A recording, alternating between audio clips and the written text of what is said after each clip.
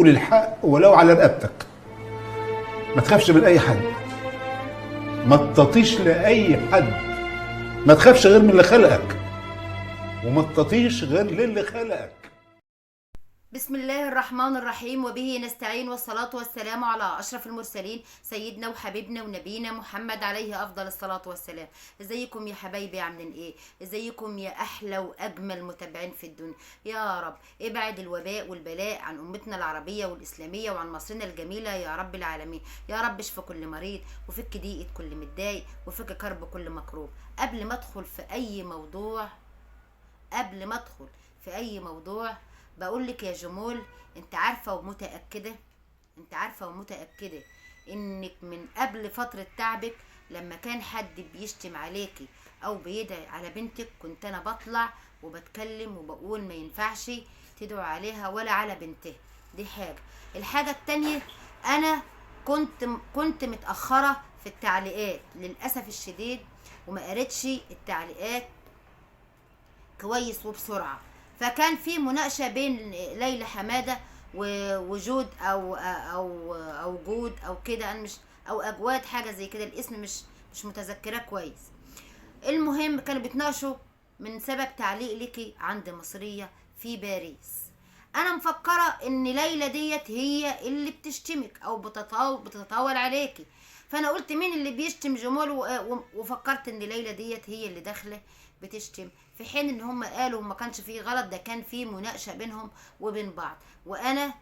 وانا فكرت ان ليلى ديت هي اللي بتغلط فيكي، وديت لها بلوك. يعني انا بعتذر، رغم ان ما حصلش اساءه ليكي، وكلهم قالوا ان هم كانوا بيتناقشوا مع بعض، وانا ما شفتش التعليقات المناقشه بينهم وبين بعض، ربك والحق.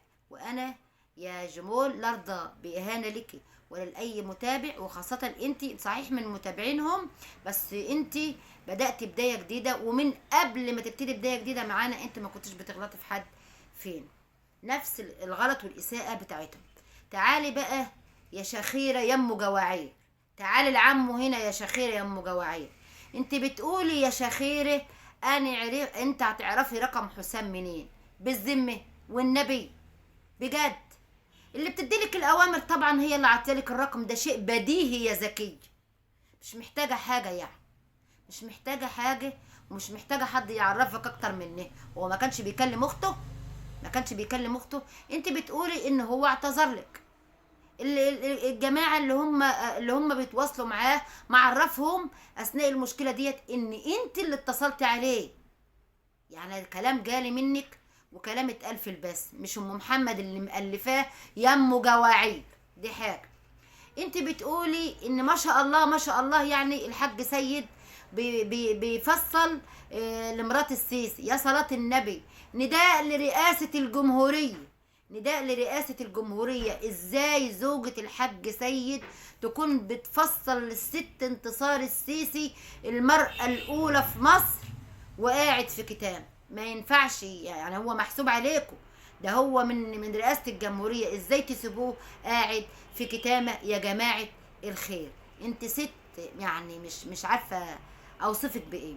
دي الحاجة التانية يا كدابة، انت بتقولي ان انا قلت ان علا ولا حنان عزمتك عندهم. يا كدابة، انا ما قلتش الكلام ده يا كدابة، انا قلت الكلام ده يا كدابة؟ انا قلت علشان تقول ان انت بتقولي كذا؟ البث موجود اهو يا كدابة يا منافقة، انت اللي كدابة ومنافقة. وبعدين يا سفرة الهوانم، يا مدام سفرة الهوانم، انت طلبتي ان يبقى فيه معاهدة صلح. انا ما نزلتش الفيديو بتاعي النهارده الا متاخر، هينزل النهارده متاخر اهو. وانا ما بداتش بالكلام، بس انا كنت عارفه انها مش هتسكت لسبب بسيط يا سفرة الهوانم، هي احنا محتواها ملهاش محتوى في النقد اللحني. انت شوفي، خدي لفه في قناتها كده، اذا لقيتيها انتقدت حد اللحن. وانت يا داليا يلي بتقولي على مبادرة الصلح، اديك شفتي يا داليا، شفتي طلعت بفيديو هيت، وشوفي بتتكلم بنفس الاسلوب. بصي، ديل الكلب عمره ما يتعدل حتى لو حطوا فيه قالب، حتى لو حطوا فيه قالب. وانتي كده عمرك ما هتنعدلي، عمرك ما هتنعدلي، لسبب بسيط. الحكايه يا جماعه مش محتاجه معاهده صلح ولا اي حاجه. هي لو طلعت وما جابتش سيرتنا في اي فيديو، واحنا هنجيب سيرتها؟ ما شمس بقالها اكتر من اسبوع ما بتجيبش سيرتها، ام حوده ما جابتش سيرتها خالص الا في البث اللي هي عملته ردا على الاساءه اللي طول الاسبوع شغاله علينا. يا جماعه احنا رد فعل، وانتوا عارفين كويس ان احنا رد فعل يا مدام سفرة الهوانم. احنا رد فعل. هو احنا اللي طلعناها علينا ولا زاهيه اللي طلعتها علينا؟ قولي لي كده، احنا اللي طلعناها على نفسنا ولا هي زاهيه اللي طلعتها علينا؟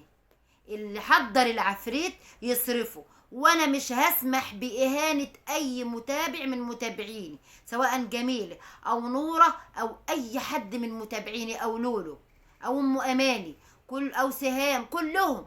انا مش هسمح باي اهانه لاي حد من متابعيني خط احمر، لان هم محترمين وعارفين ربنا كويس. ما بيبقوش عندي وبيقعدوا يغلطوا الا اذا كنت انت غلطانه عليهم وهم بيردوا على غلطك. انما انت مخليه بنت الكويت بقالها الزمن من يوم ما انت طلعتي ومن قبل ما انت تطلعي وهي بتشتم عليا عند زهي. ما هي من متابعين زهي. وارجع واقول لك، هي لو محترمه ما كانتش تقول اللي بتقول، انما هي مش محترمه. لو هي من بيئه نظيفه كده كويسه ما كانتش تسيء للكويت اللي بتقول ان هي بلدها، رغم ان هي من طائفه البدون. هي من طائفه البدون، ما هياش كويتيه. وهي يا سلام البدون بيتعاملوا معامله مش كويسه، مش كويسه. ما بياخدوش نفس حقوق الكويتيين، هما بيتعاملوا احسن من المقيم شويه او زي المقيم، بس ما بياخدوش نفس معامله الكويتيين. مش كده ولا ايه يا بنت الكويت؟ ولا ام محمد بتقول غلط؟ انتي لو ما اسأتش ليا انا هسيلك، انا سكتلك كتير، وانت هتبقي شغلتي انت ومدام شخيره ام جواعير الشبشب. لان هي لو محترمه كانت احترمت نفسها. بتضحكي او بتقولي ان انا هجيب رقم حسام منين؟ وحياتك والله هي الناس جهله ولا غبيه؟ والله ان كنت انت ما بتشغليش ده احنا بنشغله.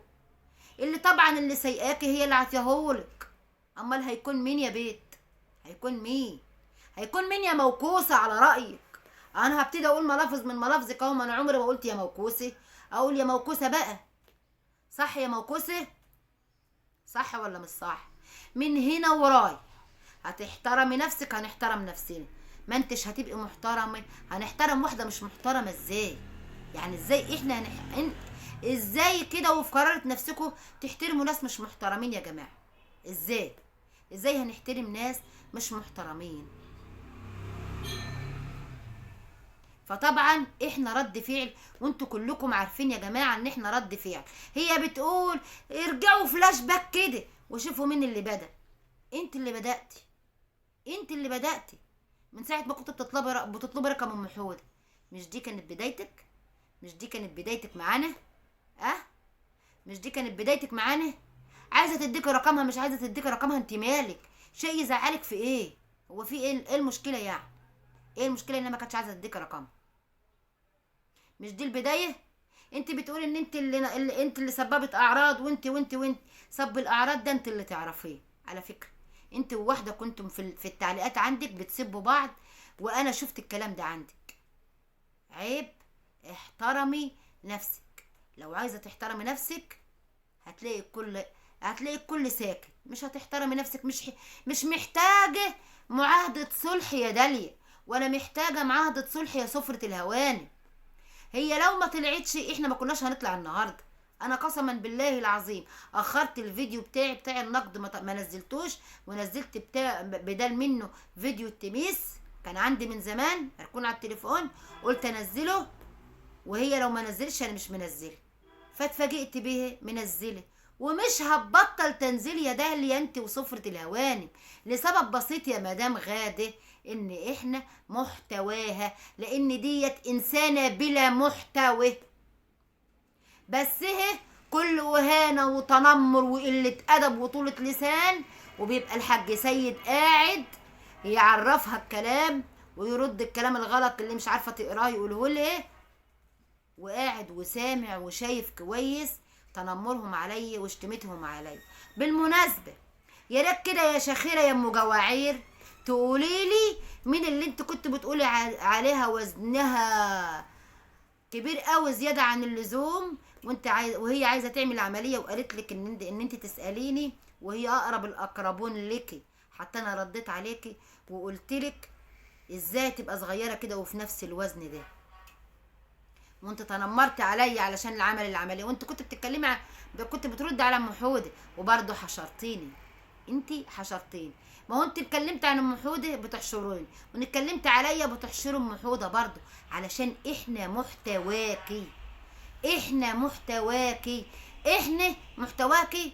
ال3 قنوات اللي تعبينك دولت وجميله ونوره، المحترمين بزياده، المثقفين بزياده، اللي فاهمينكم.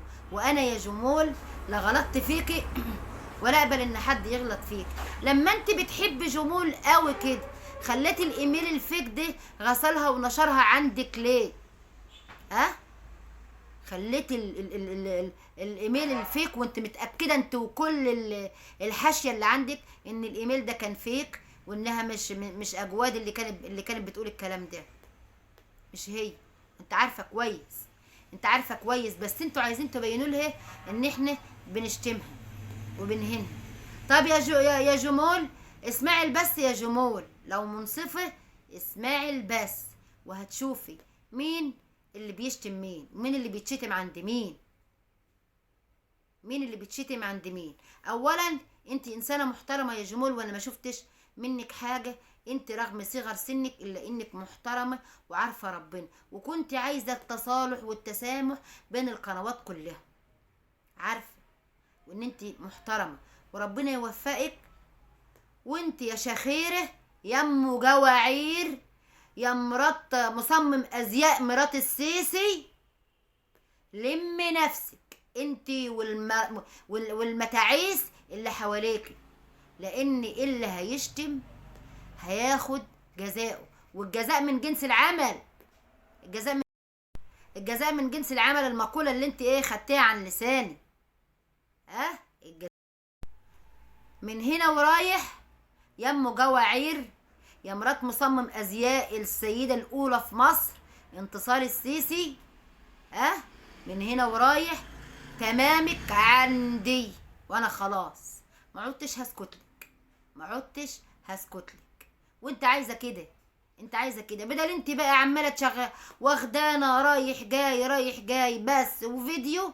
احنا كمان هنعمل معاك كده، ويلا شوفوا مين واللي يغلب من التاني يسلخ وشه. انت هتبقى جزء على الهامش كده من فيديوهاتنا كل يوم، وناخدك غسيل ومكوه، وهنعمل يعني فيديو بالنهار وبس بالليل، وهتشوفي تمامك عندنا، واللي يغلب من التاني يسلخ وشه. يا مدام سفرة كنت قبل ما تيجي تتكلمي معانا كنت تتكلمي مع المدام، لو ان الصلح الاحترام مش محتاج ان حد يقول يا ناس احترموا بعض واسكتوا. هي لو سكتت احنا ما كناش هنتكلم لسبب بسيط يا داليا انت وسفرة الهوانم، احنا رد فعل. واللي وصل معايا في الفيديو لغايه كده يا ريت ما ينسانيش في اللايك والاشتراك وتفعيل زر الجرس على الكل عشان يوصلكم كل اشعاراتي. دمتم في امان الله وحفظه، وان شاء الله يا ام جواعير احنا اللي واقفين لك.